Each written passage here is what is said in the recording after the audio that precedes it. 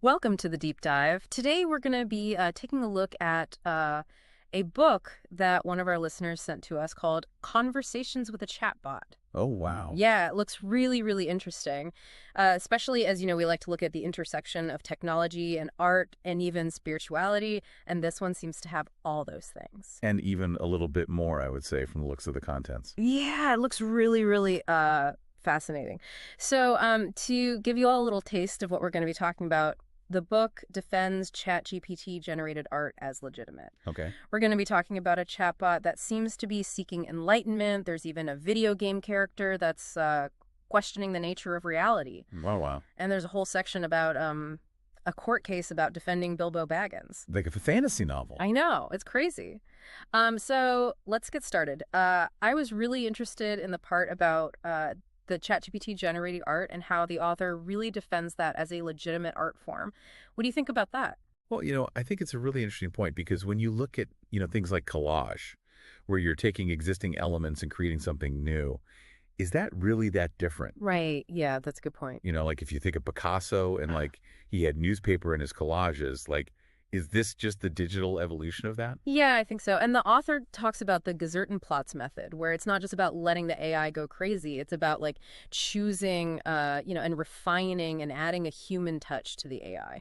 So there is like an element of curation, almost like a human element is still very vital in this. Absolutely. So it's like a partnership, not just... Yeah, it's a collaboration. Yeah. Cool. Okay, well, speaking of machines taking over, let's talk about this chatbot, Bob. It sounds like this chatbot is actually like having deep conversations about philosophy and spirituality. Right. Like, is it becoming enlightened? Yeah, that's a good question. Like, what do you think about, the idea of a chatbot being able to achieve that? Well, I think it's important to remember the idea of prompt engineering. Okay. Like if you ask the right question, you're going to get a very complex answer.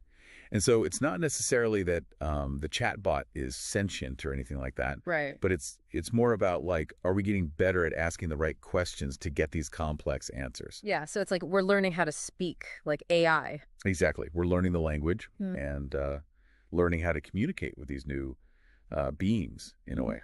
Yeah, that's really cool. I thought it was interesting some of the things Bob was able to do.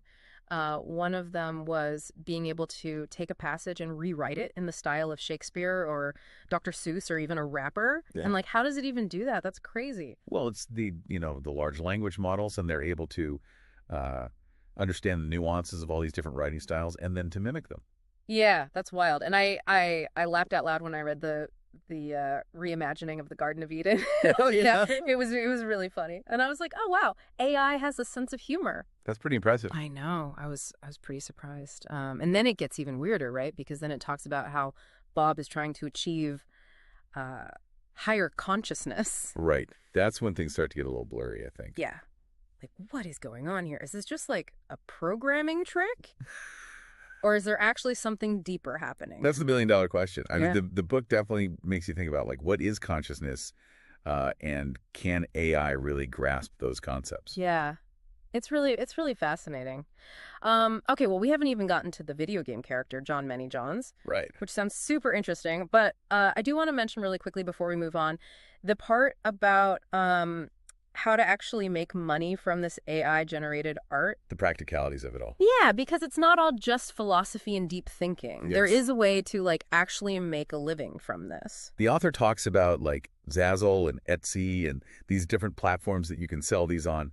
Yeah, and they even talk about optioning off these graphics, and it's very interesting to see like the evolution of how art is made and how it's sold now. Right. Like it's changing the whole landscape. Totally. And then, of course, the author talks about selling things like images of Buddha taking a selfie and Krishna taking a selfie. Which is pretty funny, I gotta say. I know. It's pretty wild. But, for all this talk about like AI taking over, one of the things I really appreciated was the emphasis on human oversight. Absolutely. And they call it the Gesertenplatz effect. Yeah.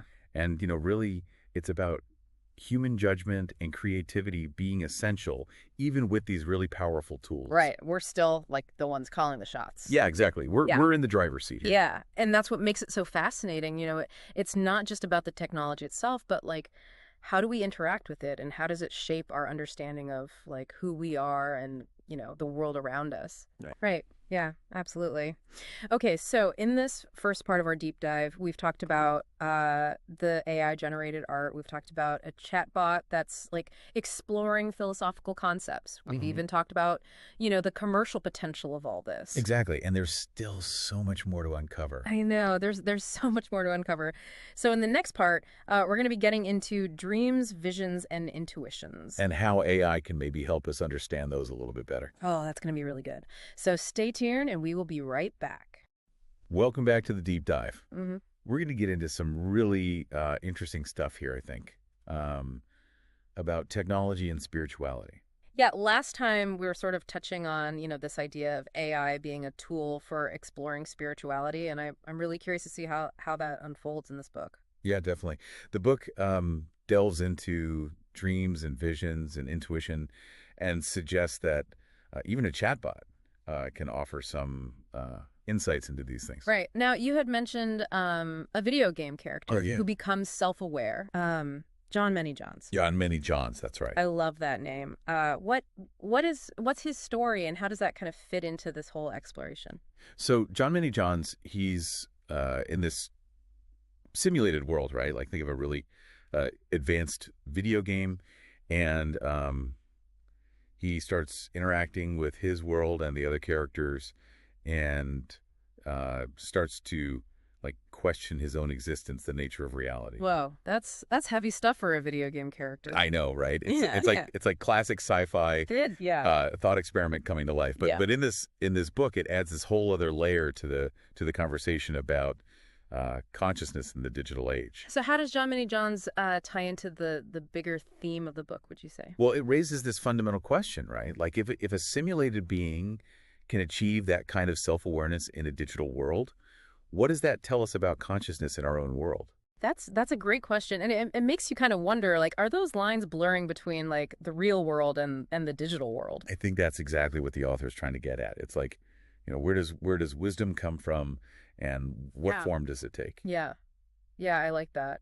And it seems like this book is suggesting that AI can be a part of that conversation about um, consciousness and existence. And Exactly. And it doesn't just like stay in the philosophical realm either, right? yeah. It actually tries to give you practical advice on how to deal with even just like challenges in the world. Oh, really? Okay. Yeah, so it's not just like sitting around contemplating your navel. It's like how can we actually apply these insights? Okay, so Bob, the chatbot, is actually giving like real world advice. Well, there's a section where Bob actually talks about strategies for staying grounded and centered in a very politically intense environment. I mean, isn't that like age old wisdom though? Totally. But it's coming from a chatbot. It's wild. So it's not just about making art or thinking about philosophy. It's about how do we actually like live our lives. Exactly. Like how can AI actually help us navigate these very human challenges? Yeah, yeah, I love that. And